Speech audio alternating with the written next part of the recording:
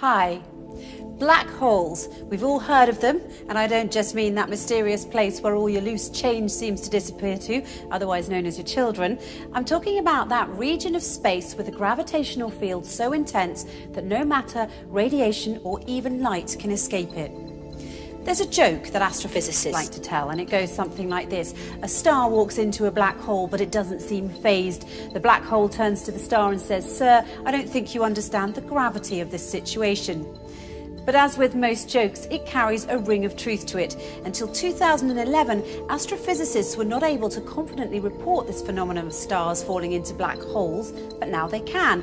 And the total number of cases of stars falling into black holes reported until 2016 had been 3.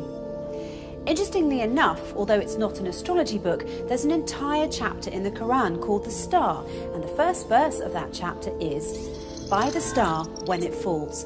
In this chapter, the Quran describes characteristics of a place so similar to what we now know as fitting the description of the black hole that it will send a shiver down your spine.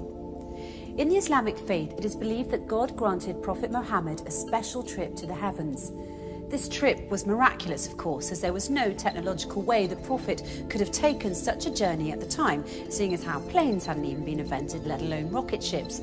Nonetheless, if you study this miraculous night journey closely, you'll find that there are many clues to prove that this incredible journey did indeed occur. Not only that, where it took place turns out to be of great interest too, because astonishingly enough, the description of the area the Prophet ascended to matches the characteristics of what we now know about the black hole. So let's look at what we now know about the black hole through the recent discoveries of science and compare it to the mysterious area the Quran describes in its pages as part of this miraculous night journey the Prophet took. Firstly, in verse 16 of chapter 53, the Quran describes this place in space as very dark. In fact, it describes it as darkness covered or draped in darkness, which is not surprising. Space is a pretty dark place. Even so, some areas are darker than others, but nothing is darker than a black hole, because black holes have such immense forces of gravity, nothing, not even light, can escape from them. That's why they're black. And because they're black, they are veiled from direct observation. They nevertheless reveal themselves indirectly, as scientists have special tools that can help them see how stars that are very close to black holes act differently than other stars because of the immense force of gravity that black holes have, and this helps them identify the location of black holes. Secondly, according to the Quran, when ordinary people look at this dark area in space, they can't see it directly as their eyes bypass or surpass the boundary of this area, and they only see beyond it or around it. It's almost as if this area behaves as a lens. Science, it turns out, has a term for this. It's called gravitational lens. Let's take a closer look. Normally we think of light travelling in straight beams, but near a black hole, the powerful force of gravity bends and warps rays of light around it, creating a visual imprint on the surrounding material. Astrophysicists have proved that a black hole bends light to act like a cosmic magnifying glass, giving astronomers a view of an even more distant galaxy behind it. And this, my friends, is what we call a gravitational lens. However, the Quran brings our attention to an interesting fact regarding this matter in verse 17 of chapter 53, when it says, "The eyesight of the Prophet Muhammad did not swerve, nor did it pass beyond the boundary. He certainly saw it as one of the greatest signs of his Lord." Could this verse be alluding to the fact that the Prophet Muhammad actually visited the black hole and looked at it directly? Thirdly, the Quran describes this area's shape, wide at the top with sloping sides and a narrow tube at the bottom, almost funnel-shaped. In verse 14 of chapter 53, when it says, "By the finite jujube tree," it is likened to the shape of a jujube tree, which fits the same description as the one I just mentioned. A black hole makes such a deep dent in space-time, and that's why it appears to look like a funnel.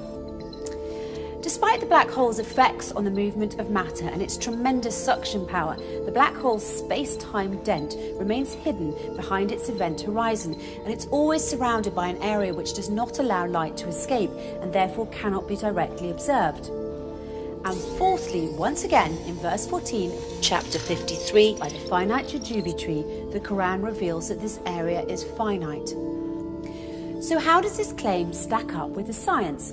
Until recently, it was assumed that black holes had such an infinite strength of gravitational field that occurs deep within them, ensuring that nothing, not even light, can ever escape them, and a trip into a black hole is a one-way journey.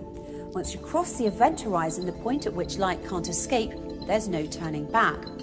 But researchers such as Georges Poulin, Rodolfo Gambini and Gerard Hooft have recently been able to prove otherwise and show that energy can escape black holes and that black holes are finite.